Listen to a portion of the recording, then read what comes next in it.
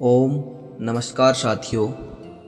स्वामी दयानंद सरस्वती जी की जीवनी का अध्ययन जारी है और पिछले भाग में हमने पढ़ा कि किस तरह उनके अंदर आत्मबोध की किरण जागी और महाशिवरात्रि के दिन वो जो दृश्य उन्होंने देखे उनसे किस तरह से उनका मन मूर्ति पूजा से विरक्त हो गया। और अब हम आगे पढ़ेंगे कि उनके अंदर वैराग्य का उदय किस प्रकार हुआ।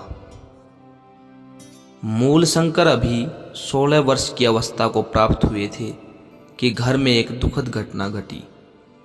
छोटी बहन जो उस समय 14 वर्ष की थी अचानक बीमार हो गई। उसे हैजा हो गया था। वैद्यों से उपचार कराया गया परंतु बहन बच न सकी।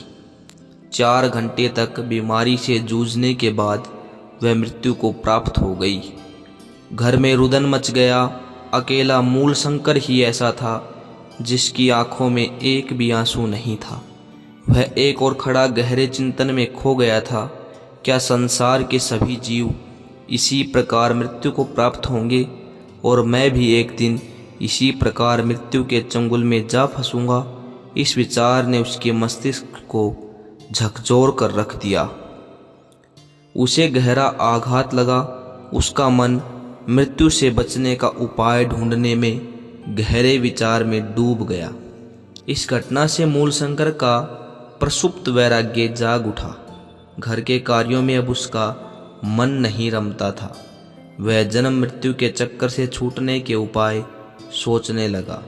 उसने निश्चय कर लिया कि अब वह मोक्ष का मार्ग ढूंढकर ही दम लेगा और उसने सामान्य स्थिति बनाकर पढ़ने लिखने में पूर्ववत अपने मन को लगा दिया।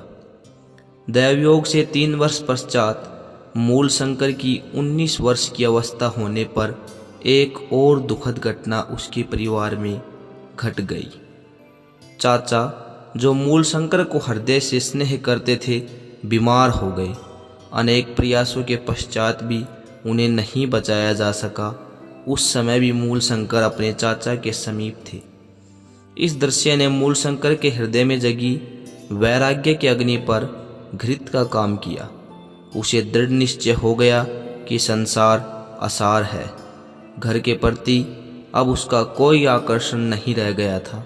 वह घर के बंधनों से छूटने के उपाय सोचने लगा। अपने इस विचार की चर्चा वह अपने मित्रों से कर बैठा। नमस्कार साथियों, आज की इस वीडियो में यहीं तक पढ़ेंगे। अगली वीडियो में आगे का अध्ययन जारी रहेगा। नमस्कार। ओम।